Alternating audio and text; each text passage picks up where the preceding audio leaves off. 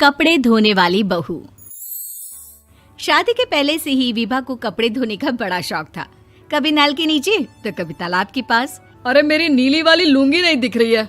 विभा की अम्मा, कहाँ रखी है लुंगी? अरे वो तो विभा ने परसों ही धोकर रखी थी आपकी अलमारी में, देखो वहीं होगी। वो ना मैंने आज धो दी, मुझे लगा कि गंदी हो गई होगी। अरे कैसे गंदी हो गई थी? उसे तो मैंने पहना भी नहीं। हे भगवान, इस लड़की के कपड़े धोने की आदत से परेशान हो गया हूँ मैं। जितना तो घर में राशन नहीं आता, उससे कहीं ज्यादा डिटर्जेंट पाउडर का खर्चा है। इसकी शादी करवा दो, शादी जाए अपने घर में ही करे काम, फिर चाहे घर के कपड़े धोने हो या पूरे गांव के। हाँ ठीक बोल रही हूँ, देखता हूँ मैं कोई लड़का। वो दिन भी आ जाता है जब विभा को देखने लड़के वाले आ जाते हैं। लड़की मुझे अच्छी लगी। होने वाली सास कहती है, बेटी अगर कुछ पूछना है तो पूछ लो। वैसे तो हमारी लड़की बहुत ही शर्मीली है, जो बोल दो वो मान लेती है, इसे क्या पूछना होगा। अरे कैसी बात कर रही हो माँ, मुझे इन लोगों के घर रहना है, सवाल तो कई है। हाँ हाँ बेटा, पूछ लो ना, क्या पूछना है। आप लोगों के घर कपड़े कौन धोता है? सास का मुंह बन जाता है। देखो, अगर तुम ये कहना चाहती हो कि तुम्हें कपड़े धोने नहीं आते तो सुन लो, कपड़े मैं ही धोती हूँ, लेकिन तुम्हारे आ जाने के बाद मैं रुमाल तक नहीं धोऊंगी। अरे चुप रहना भाग्यवान, बहू बेचारी घर आई नहीं, उसे डराना शुरू कर दिया। वो क्या है ना बिटिया, अभी तक तो ये कल्लू की माँ ही धोती थी, लेकिन अब तुम्हारे पापा तो दहेज में वॉशिंग मशीन देंगे ही। तभी विभा की माँ बोल पड़ती है, सवाल भी पूछा तो क्या। वैसे भाई साहब, मशीन की तो फिर भी कपड़े धोने की कैपेसिटी होती है। मतलब जो बिटिया दे रहे हैं ना विभा, इसे कपड़े धोने का बहुत शौक है। ये आप लोगों के क्या, आस पड़ोस गांव मोहल्ले सबके कपड़े धो दे और उफ तक ना करे। बाहर देखा नहीं आपने कितने कपड़े सूख रहे हैं? सब हमारी बिटिया ने ही तो धोए हैं। बस भी करो ना माँ, शर्म आ रही इतनी तारीफ सुनकर। और तो और एक दाग निकाल कर दिखाओ तो मान जाऊं। हाँ अच्छा, माफ करना बेटा, मैंने गलत समझा। हमें तो रिश्ता बहुत पसंद है। और ऐसे जुड़ जाता है रिश्ता कपड़े धोने का शौक रखने वाली विभा का। उसकी शादी हो जाती है कोयला फैक्ट्री में काम करने वाले कल्लू के साथ। शादी के बाद अचानक विभा चिल्लाती हुई सास के पास आती है। सासू माँ, अरे सासू माँ कहाँ है आप? ये तो धोखा है, धोखा दिया आप लोगों ने मुझे। इसे ससुर के चक्कर के बारे में पता चल गया। अरे तो उसमें तुझे क्यों धोखा मिला है? अरे नल में पानी नहीं आता, कपड़े कैसे कब धुलेंगे? अच्छा, तू पानी नहीं आ रहा उसकी बात कर रही है। तो आपने क्या सोचा? कुछ नहीं। अच्छा, तेरी माँ ने कहा था कि कपड़े धोने का शौक है तुझे, याद आया मुझे। शौक बोलकर कपड़े धोने वाले मेरे जुनून को कम ना आके सासू माँ, कपड़ा धोना मेरा गुरूर है।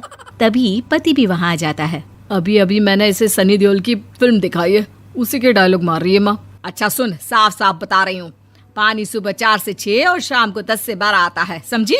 विभा टाइमिंग सुनकर हैरान हो जाती है। ये क्या भूतों का मोहल्ला है? सुबह 4 बजे उठकर कौन कपड़े धोता है? 4 बजे टंकी में पानी जाता है, फिर सारा दिन धोना ना, किसने मना किया? अरे कैसी बात कर रही हैं? 200 लीटर की टंकी में कितने कपड़े धो लूंगी मैं? सुबह ही उठ जाऊंगी मैं। अब क्या था, विभा सुबह 4 से लेकर रात के 12 बजे तक कपड़े ही धोती रहती। एक रोज सास पड़ोस से निकलकर कहीं जा रही होती है कि साथ वाली कहती है, हाँ कल्लू की माँ, जरा ये बताओ कि 2 साड़ी है, 2 ब्लाउज और एक पेटीकोट और एक नाड़े वाला लंबा कच्छा। हाँ तो? अरे तो क्या, कितना लोगी धुलाई ये बताओ। धोबन दिख रहे हैं हम क्या? हमारे पति सरकारी नौकरी से अभी रिटायर हुए हैं और बेटा सुपरवाइजर है कोयला फैक्ट्री में। धोबन समझ रखा है हमें? हाय रे कल्लू की अम्मा, माफ कर दो, वो तो मोहल्ले में यही सब बता रहे थे कि तुमने बहू को कपड़ा धुलवाने के काम में लगा दिया है। सास को पड़ोसन की बात सुनकर गुस्सा आ जाता है। वो घर पहुंचती है जहां घर के बाहर ही इतने सारे कपड़े सूख रहे होते हैं जितने कि किसी धोबन के घर पर। अरे ओ कल्लू की दुल्हन, बाहर निकल।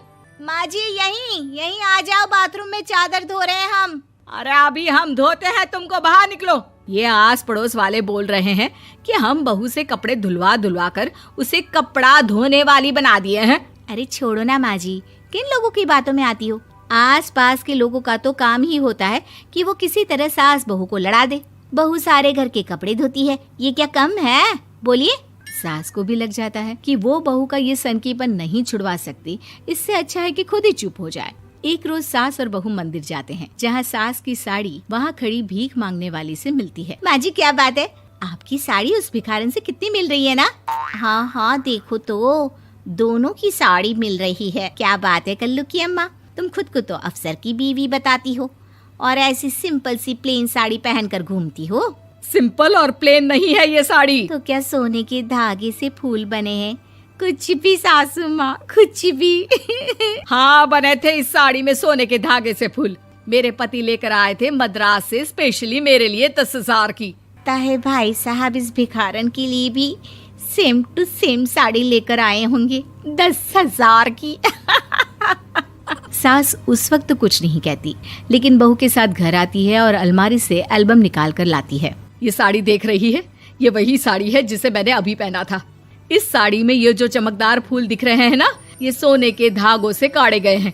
लेकिन तू लोकल वॉशिंग मशीन ब्रश से घिस घिस कर सारे फूलों को निकाल कर साड़ी प्लेन कर दी।